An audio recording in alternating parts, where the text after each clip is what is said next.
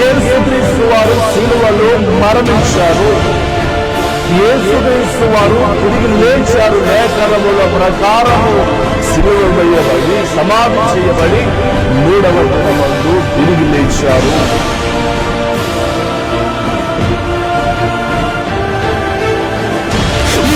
జీవించబడడానికి, ఒక స్థితిలో ఉండడానికి, ఈ రోజు నువ్వు క్షమించబడడానికి, ఈ రోజు ఒక ఉన్నతమైన స్థితిలో ఉండడానికి కారకుడు సజీవుడైన క్రీస్తే.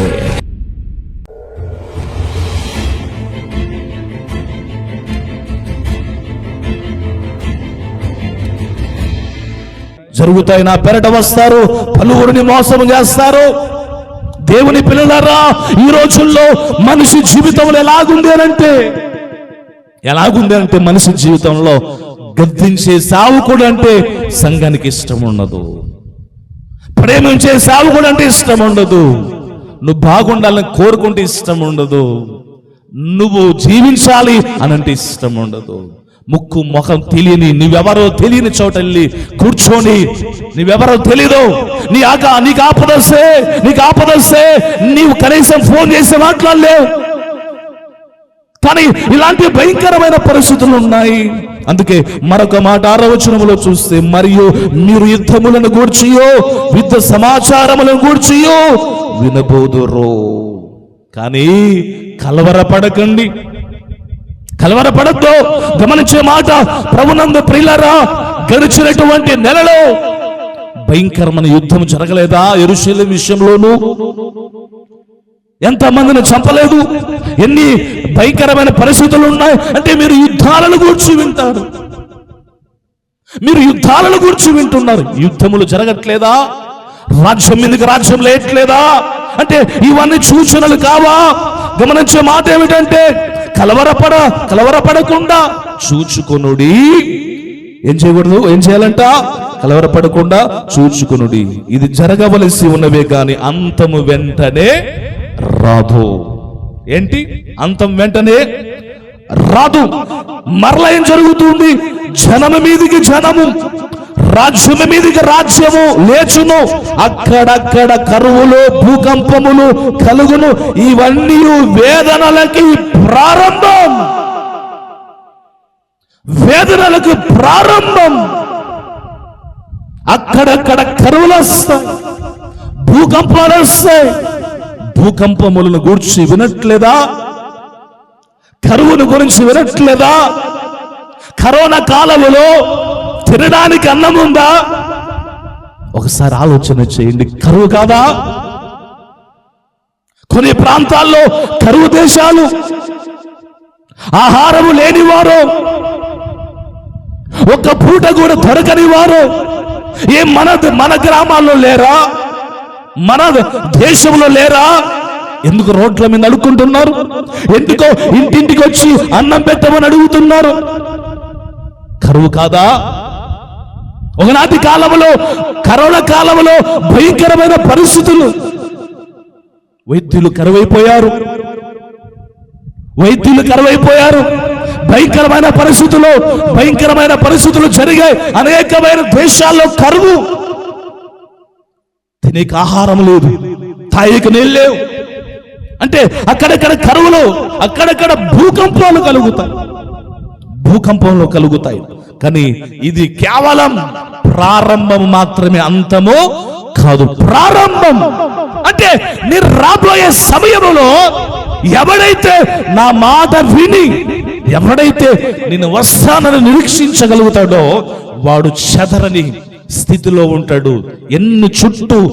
ఎన్ని భూకంపాలు వచ్చినా, ఎన్ని చుట్టూ జరుగుతున్నా మన చూపు యేసు వైపు చూసినప్పుడు మన జీవితంలో ఆయన ఔన్నత్యమైన కార్యాన్ని చేయగలిగిన దేవుడు. మీ అందరికీ చెప్పే మాట ఏమిటంటే, ఇది కేవలం ప్రారంభమే. కానీ అప్పుడు జనము మీదికి జనమును ఏం చేస్తారంట? 9వ వచనం చదవండి. అప్పుడు జనులు మిమ్మల్ని శ్రమల పాలు చేసి చంపెదరు, మీరు నా నామము నిమిత్తము సకల జనుల చేత దూషింపబడతారు. గమనించే మాట ఏమిటంటే, ఈ వాక్య గ్రంథంలో చూస్తే, అప్పుడు జనులు మిమ్మలను శ్రమలు పాలు చేసి చంపేస్తారు. మణిపూరిలో ఊతకోత కోసారు, క్రైస్తవులను చంపారో, బయటికి రాకుండా చేశారు. ఏం చేశారు? చంపేశారే. ఒక ఆడబిడ్డను నగ్నముగా తీసుకుని వెళ్ళి భయంకరంగా చేశారే, పాడు చేసి చంపారే. ఎక్కడ పడితే అక్కడ నరికారు, కాల్చారు. మణిపూరిలో జరిగినటువంటి ఆ ఘోరం చంపేశారుగా, క్రైస్తవులను చంపేశారే. ఎన్ని హత్యలు జరగట్లేదు ఈ భూమి మీద, ఎన్ని హత్యలు జరగట్లేదు. ఎంతమంది సేవకుల్ని చంపట్లేదు, ఎంతమంది సేవకుల్ని కొట్టట్లేదు, ఎంతమంది సేవకులను హింసించట్లేదు. మీరు క్రైస్తవులని ఎందుకు తక్కువ చూపు చూస్తున్నారు? సకల జనుల ద్వారా మీరు నా నామము నిమిత్తం సకల జనుల ద్వారా మీరు దూషింపబడతారు. ఎందుకు క్రైస్తవుడైన గాని తక్కువ చూపు చూస్తారు? ఎందుకు తక్కువ చూపు చూస్తున్నారు? ఎందుకు మా గ్రామాల్లోకి రావద్దంటున్నారు? ఎందుకు క్రైస్తవుడంటే హేళన చేస్తా ఉన్నారు? మీరు మా గ్రామంలోకి రావద్దని ఎవడు పర్మిషన్ ఇచ్చాడు? ఎందుకు దూషిస్తున్నారంటే చాలదా, ఆయన యూదా గోత్రపు సింహం వలె రాబోతున్నాడు. ఇవన్నీ జరుగుతున్నాయంటే, ఇవన్నీ రాకనక ముందు జరుగుతున్నాయంటే యేసు ప్రభువారు స్పష్టంగా చెప్పారు. యేసు ప్రభువారు స్పష్టంగా నీతిగా చెప్పారు, మీరు నా నామము నిమిత్తం సకల జనుల ద్వారా దూషింపబడతారు. ఎవరు దూషింపబడేది? ఎవరైతే యేసు ప్రభు కావాలని నమ్ముతారో, ఆయనే దేవుడని నమ్ముతారు, ఆయనే సజీవుడని నమ్ముతారు, సకల జనుల ద్వారా దూషింపబడతారు. భక్తులైన వారు దూషింపబడతారు, విశ్వాసులైన వారు దూషింపబడతారు, నమ్మకస్తులైన వారు దూషింపబడతారు. దూషణ కలిగేది నామకార్థునికి కాదు, అవిశ్వాసికి కాదు, భక్తి లేని వారికి కాదు. భక్తి లేని వారికి కాదు. భక్తి లేని వాడు బాగానే ఉంటాడు, కానీ తనకు వచ్చే ఊరి సామాన్యంగా ఉండదు. అందుకే సకల జనుల ద్వారా మీరేం చేయబడతారు అనంటే దూషింపబడతారు. 10వ వచనం ఏం చేస్తాడు? అభ్యంతరపడి ఒకరికి ఒకడు అప్పగించి ఒకరికొకడు దూషించి ఏం చేస్తారు? ద్వేషిస్తారు. ఒక్కడికొక్కడు దూషణ కలగట్లేదా? ఒక ప్రాసను దూషించట్లేదా? ఒక మనుషులు దూషించట్లేదా? దూషణ జరగట్లేదా? ప్రపంచంలో జరుగుతుంది. ఒక ఇంటి వారిని దూషించట్లేదా? ద్వేషిస్తున్నారు, భయంకరంగా మాట్లాడుతున్నారు. అనేకులైన అబద్ధ ప్రవక్తలు వచ్చి పలువురిని మోసపరిచేదరు. అబద్ధ ప్రవక్తలు వస్తారు, నేను ప్రవక్తనంటారు. ఏమంటారు? నేను ప్రవక్తను, ఒక మంచి ప్రవక్తనంటారు, పలువురిని మోసం చేస్తారు. అందుకే మరొక మాట, అక్రమం విస్తరించుట చేత అనేకుల ప్రేమ చల్లారిపోను. అక్రమం విస్తరించుట చేత ప్రేమ చల్లారిపోతుందంట. ప్రేమ చల్లారిపోతుందంట. స్పష్టమైన ప్రేమ ఉందంటారా? స్వచ్ఛమైన ప్రేమ ఉందంటారా? ఈ ప్రపంచంలో ఎన్నో ప్రేమలు ఉన్నాయి. భార్య భర్తల మధ్యలో ఉన్న ప్రేమ, తల్లిదండ్రుల మధ్యలో ఉన్న ప్రేమ, అన్నదమ్ముల మధ్యలో ఉన్న ప్రేమ, అక్క చెల్లి మధ్యలో ఉన్న ప్రేమ. ఈ రోజుల్లో ఎన్నో ప్రేమలు ఉన్నాయి, కానీ అన్ని ప్రేమలు చల్లారిపోయాయి. ప్రేమ స్పష్టమైన ప్రేమ, స్వచ్ఛమైన ప్రేమ ఈ భూప్రపంచంలో భార్యలో కనిపించట్లేదు, భర్తలు కనిపించట్లేదు, పిల్లల్లో కనిపించట్లేదు, అన్నలో కనిపించట్లేదు, చెల్లిలో కనిపించట్లేదు, నాలుగున్న వారిలో ప్రేమ కనిపించట్లేదు. ప్రేమ ఎప్పటి వరకు? ప్రేమ నీకున్నప్పుడు నిన్ను ప్రేమిస్తారు, నీకున్నప్పుడు ప్రేమిస్తారు. నువ్వేమి లేని స్థితిలో, అవమానం కలిగిన స్థితిలో నిన్ను ప్రేమించాలంటే ఎవరైనా ప్రేమిస్తారా? ఎవరు ప్రేమించరు. కానీ ఈ ప్రపంచానికి ప్రేమను పరిచయం చేసింది, ఈ ప్రపంచానికి ప్రేమ ఉన్నది ఎవరంటే ప్రభువైన యేసుక్రీస్తు వారు. అది సత్యమైన ప్రేమ. ప్రేమ చల్లారిపోతుంది. కారణం ఏంటంటే మనిషి జీవితంలో అక్రమం విస్తరించుట చేత. గమనించే మాట ఏమిటంటే, ప్రభునందు దేవుని పిల్లలరా, మీ అందరికీ చెప్పే మాట, ప్రేమని ఎక్కడ దొరుకుతుంది? ప్రేమ, నిజమైన ప్రేమ ఈ ప్రపంచంలో దొరికేది ఒక్కచోటే, కేవలం అది యేసు ప్రభు దగ్గర మాత్రమే. అందుకే మీ అందరికీ చెప్పే మాట, యేసు ప్రభు వారు చెప్పారు, ఇదిగో అక్రమం విస్తరిస్తుంది, ప్రేమ చల్లారిపోతుంది. ఇన్ని జరుగుతున్నా ఆలస్యం చేస్తాడనుకోయింటివా? వస్తానన్నవాడు తప్పకుండా వస్తాడు. ఇక కాలం బహు కొంచెముగా ఉన్నది. కాలం ఎలాగుంది? ఒక్క దినం అంటే 1000 సంవత్సరాలు. ఎన్ని దినాలు వాళ్ళు ఉన్నాయి? ఒక్క దినం లాగా ఉంది. దేవుని దృష్టిలో ఒక దినం ఎంత? 1000 సంవత్సరాలు. గమనించే మాట, మీ అందరికీ తెలియజేసే మాట ఏంటంటే, దేవుని పిల్లలారా జాగ్రత్త గమనించండి. అందుకే యేసు ప్రభువారు ఆయన రాబోతున్నప్పుడు వస్తానన్నవాడు ఆలస్యం చేసేవాడు కాదు. హెబ్రీ 10:37 వాక్యములో చూస్తే, ఇక కాలము బహు కొంచెముగా ఉన్నది, వచ్చుచున్న వాడు ఆలస్యము చేయక వచ్చును. నా ఎదుట నీతిమంతుడైన వాడు విశ్వాస మూలముగా జీవించును గాని నా ఆత్మకు సంతోషం ఉండదు. ఈ వాక్య గ్రంథములో చూస్తే, ఇక కాలము బహు కొంచెముగా ఉన్నది, వచ్చుచున్న వాడు ఎలాగొస్తాడు? ఆలస్యము చేయక వస్తాడు.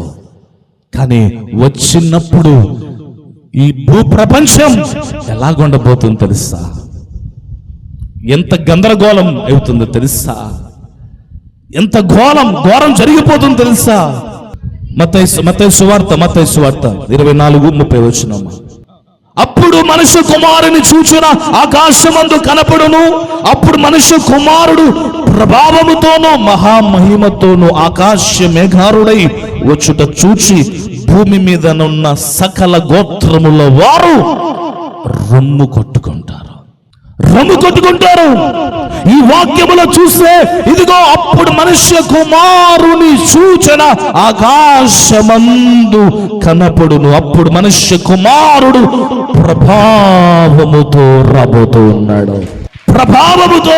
రాబోతున్నాడు, మహామహిమతో ఆకాశ మేఘారుడై రాబోతున్నాడు.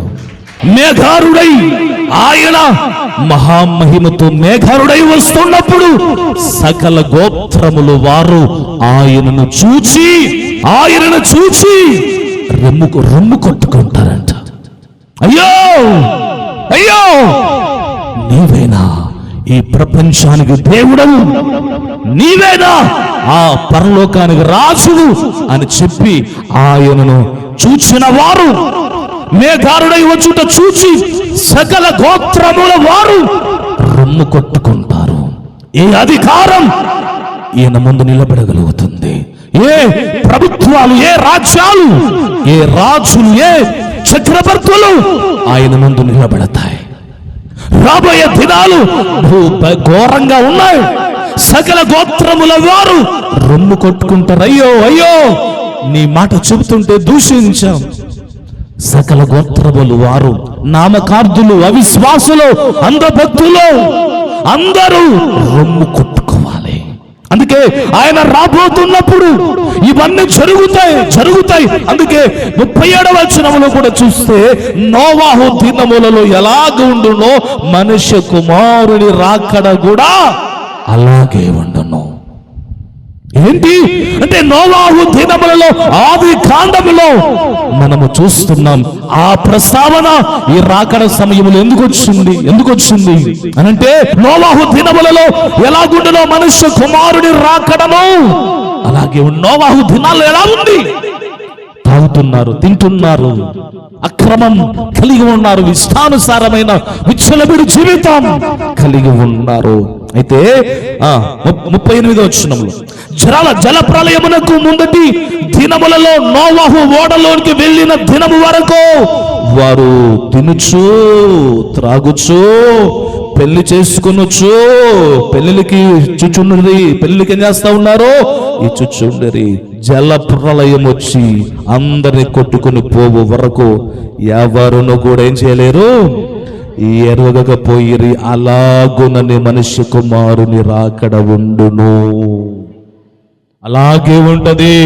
గమనించే మాట ఏమిటంటే ఈ వాక్యములో చూస్తే వ్రాయబడినట్లుగా ఆ దినములలో ఎలాగున్నారంట, పెళ్లిళ్ళు చేసుకుంటున్నారంట, ఇంకా పెళ్లిళ్ళకి ఇస్తున్నారంట, తాగుతూ ఉన్నారంట.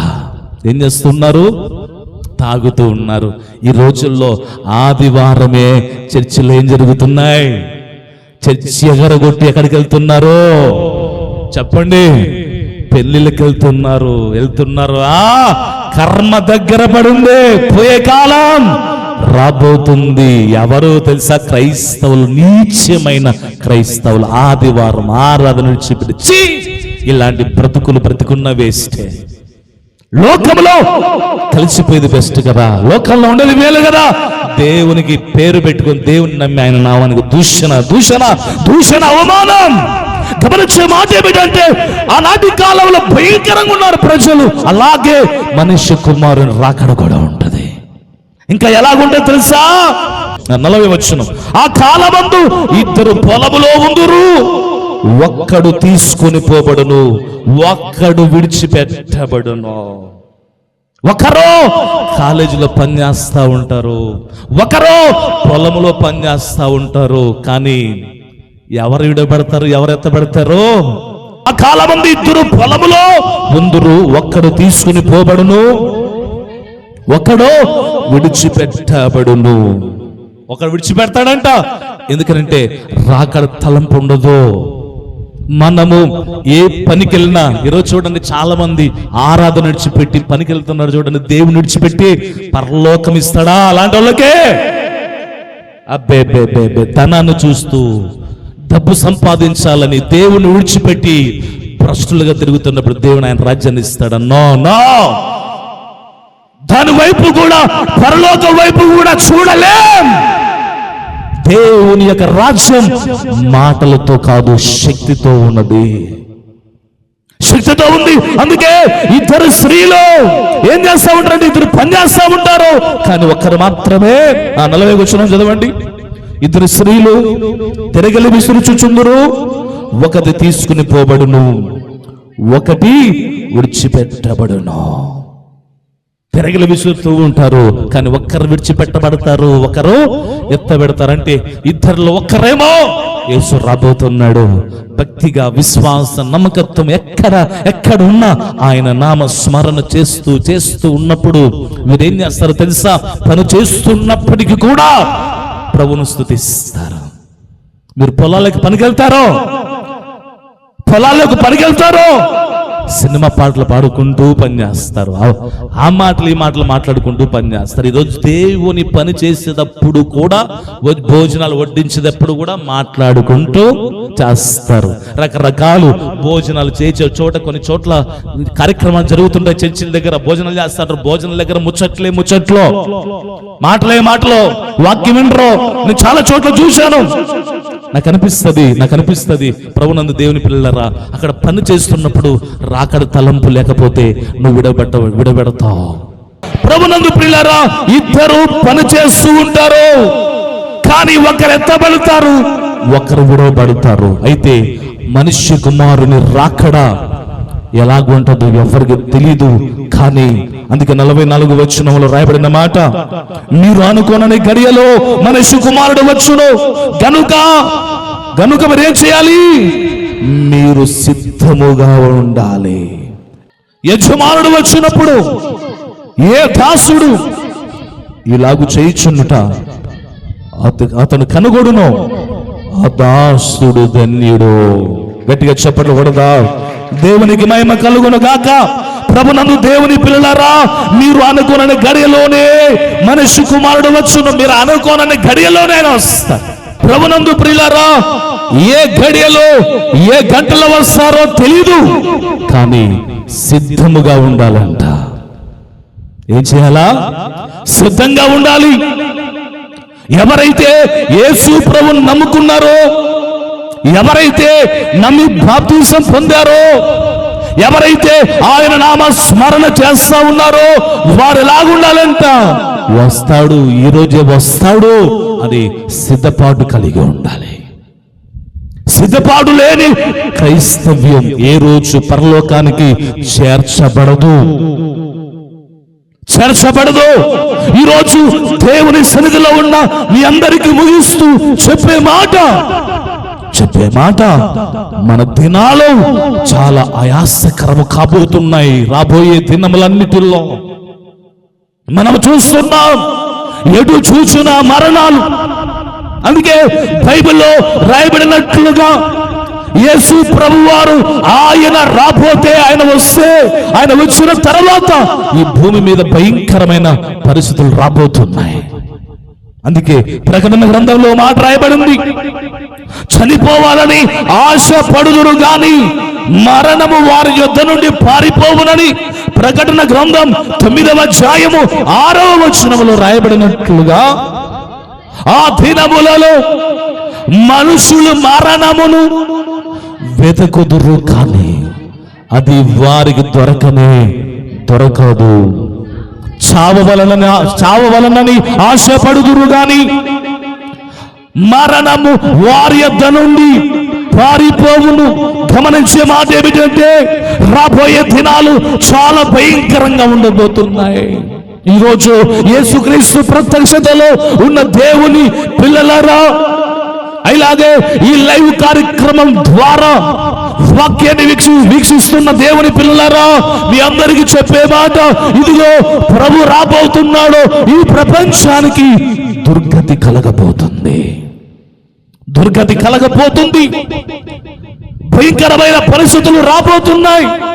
సూర్యుడు నలుపుగా మార్చబడుతున్నాడు, చంద్రుడు ఎరుపుగా మార్చబడబోతున్నారు. ఈ ప్రపంచము ఒక్కసారిగా యేసయ్య ఉగ్రతను చూస్తే భయంకరమైన పరిస్థితులు రాబోతున్నాయి. ఈరోజు నీవు లెక్కలేని స్థితిలో ఉన్నావేమో. దేవుడన్నా, దేవుని సన్నదన్నా, దైవ సావుకులన్నా, దేవుని పనన్నా, నీ యొక్క ఆత్మీయ జీవితం అన్నా లెక్కలేని స్థితిలో నువ్వు ఉన్నావేమో. ఈ రోజు దేవుడు నీతో మాట్లాడుతున్నాడు, ఇంకా మారకపోతే మారో, ఇంకా పాపాన్ని విడిచిపెట్టకపోతే విడిచిపెట్టు, ఇంకా నామకార్థత భయంకరమైన జీవితాన్ని కలిగి ఉంటే విడిచిపెట్టు. అబద్ధాన్ని, నిర్లక్ష్యమును, చీకటిని, మరణాన్ని నీ చెంత పెట్టుకొని నడుస్తున్నావేమో. ఈ రోజు ప్రభువైన యేసుక్రీస్తు వారు నీతో మాట్లాడుతున్నాడు. ఆయన నీకు నిత్య జీవాన్ని ప్రసాదించగలిగినటువంటి మహాదేవుడై ఉన్నారు. ఆయన కనికరము చూపించి తరతరముల వరకు ఆయన నీ మీద, నీ పిల్లల మీద కనికరాన్ని చూపబోతూ ఉన్నాడు. ఆయన బలిష్టమైన కార్యాలు జరిగించబోతున్నాడు. క్రైస్తవమా, సంగమా, రాకడ సంగమా, మేల్కో, మేల్కో, మేల్కో. ఈ లోకం వైపు చూడొద్దు, లోకాశల వైపు చూడొద్దు, ధనం వైపు చూడొద్దు.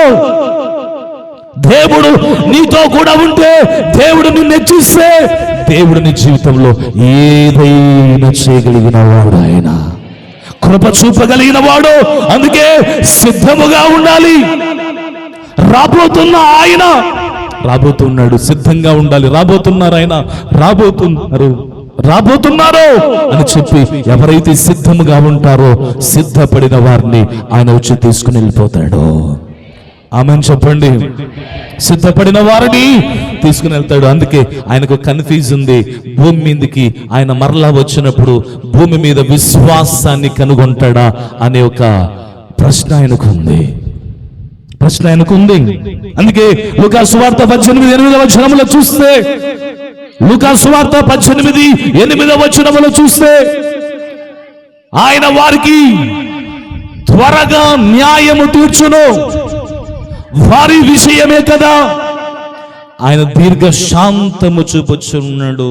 ఎందుకనంటే దీర్ఘశాంతాన్ని కలిగి ఉన్నాడా? మీతో చెప్పుచున్నాను, ఆయనను మనిషి కుమారుడు వచ్చినప్పుడు ఆయన భూమి మీద విశ్వాసము కనుగొనునా. దేవుని పిల్లలారా, యేసు ప్రభువారు మరలా రాబోతున్నారు, కానీ విశ్వాసాన్ని కనుగొనునా అనంటే యేసు ప్రభువారు ఈ భూమి మీద సేవకుల్ని ఏర్పాటు చేసి, గమనించే మాట ఇలా చూడండి, జాగ్రత్తగా వినండి. యేసు ప్రభువారు మరలా రాబోతున్నప్పుడు విశ్వాసాన్ని కనుగొనునా. కనుగొనలేని స్థితిలో, అయోమయమైన స్థితిలో ఉన్నారు. ఆయన సేవకుల ద్వారా ఎంత మాట్లాడుతున్నా ఇంకా మార్పు చెందక, ఇంకా బాప్తిసం పొందక, ఇంకా మారు మనసు పొందక, ఇంకా నీవు ఆత్మీయ స్థితిలో ఎదగక, ఇంకా నామకార్థంగా ఇంకా లోకం వైపు, ఇంకా లోకానికి ఆకర్షింపబడుతూ ఉంటే దేవుడు నిన్ను విడిచిపెట్టేస్తాడు. ఎందుకంటే ఆయన మధ్యాకాశంలోకి రాబోతున్నారు. మనం కూడా ఎక్కడికి ఎగిరాలి? మధ్యాకాశంలోకి వెళ్ళిపోవాలా.